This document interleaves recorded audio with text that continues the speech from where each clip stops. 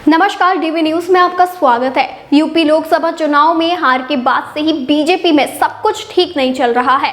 जहां मुख्यमंत्री योगी आदित्यनाथ और डिप्टी सीएम केशव प्रसाद मौर्य के बीच अनबन की खबरें सुर्खियों में छाई हुई है, तो वहीं योगी सरकार को कई फैसलों पर अपनों का ही विरोध झेलना पड़ रहा है, जिसकी एक झलक गुरुवार को यूपी विधान परिषद में देखने को मिली, जब अपनों ने ही विरोध के चलते योगी सरकार का नजूल संपत्ति विधेयक अटक गया और उसे प्रवर समिति को भेज दिया गया। उत्तर प्रदेश में सरकार और संगठन के बीच की कलह शांत होने का नाम नहीं ले रही है।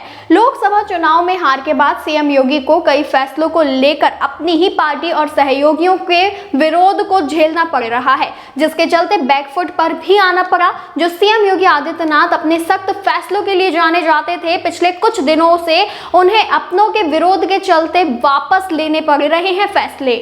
योगी सरकार ने बुधवार को नजूल संपत्ति विधेयक यूपी विधानसभा में पेश किया था, जिसे पास भी करा लिया, लेकिन विधान परिषद में ये विधेयक अटक गया। बीजेपी प्रदेश अध्यक्ष भूपेंद्र चौधरी समेत कई नेताओं ने इसका विरोध किया और विपक्षी दलों की तरह इसे प्रवर समिति को भेजने की मांग की। यही नहीं, बीजेपी के सहयोगी राजा भैया भी इसके विरोध में दिखाई दिए, जिसके बाद इस विधेयक को प्रवर समिति को भेजना पड़ा। इससे पहले सीएम योगी को प्राइमरी शिक्षकों की डिजिटल अटेंडेंस के फैसले को भी वापस लेना पड़ा था।